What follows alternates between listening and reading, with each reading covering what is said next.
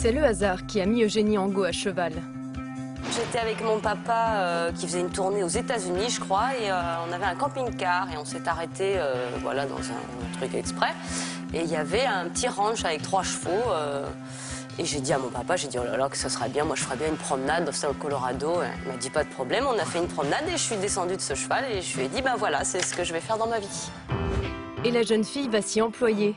Brillante à poney, elle devient à 21 ans championne de France des cavalières. Mais c'est une rencontre en 2002 qui va bousculer sa carrière. Oui, c'est bien. Plus qu'un obstacle. Oui, ça y est, c'est fantastique. Sans faute réalisée par Eugénie Angot et la jument Cigale du Tailly. C'est sûr que c'était une superstar, hein, ça, Cigale, c'était vraiment un... Et dans tous les sens du terme, elle était très particulière, de personnalité, de caractère, de gestion. C'était pas une jument comme tout le monde. Cigale du Tailly, Ilostra d'Arc, Davendies ou encore Old Chaptam. Si Eugénie Angot doit sa réussite à de très bons chevaux, ce sont surtout son mental et sa volonté qui ont souvent fait la différence.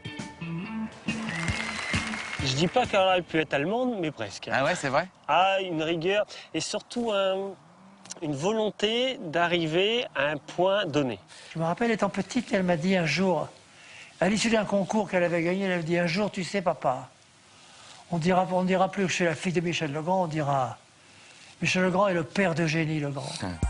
C'est désormais chose faite pour la cavalière, reconnue dans son sport. Plus discrète ces dernières années, c'est maintenant son compagnon qui occupe le devant de la scène. Alors Eugénie, à quand un retour à haut niveau? Avant de répondre à cette question, évidemment, une vie quand même très très riche. Hein. Ah oui, très très riche. Alors d'abord, je voulais juste signaler, Kamel, je ne me souvenais pas de vous avoir prêté toutes ces photos. Oui. Quand même. On a enquêté, on a enquêté. Oui, je vois bien. Vous étiez mignonne déjà toute petite. Hein. Je vous remercie. Alors, plus sérieusement, aujourd'hui un peu plus absente, est-ce que vous continuez toujours avec un objectif de revenir au niveau 5 étoiles? Oui, alors oui et non, c'est-à-dire qu'on a d'abord voilà, on a la chance que Cédric aujourd'hui voilà, ait des chevaux performants pour faire du haut niveau, donc déjà je trouve ça, moi j'adore vivre ça aussi à travers lui, c'est autre chose, c'est différent, mais vraiment je me régale. Et puis voilà, et puis on est dans un système où nous n'avons pas de gros sponsors, de mécènes, de très gros propriétaires. C'est vrai qu'on fonctionne un petit peu avec nous-mêmes.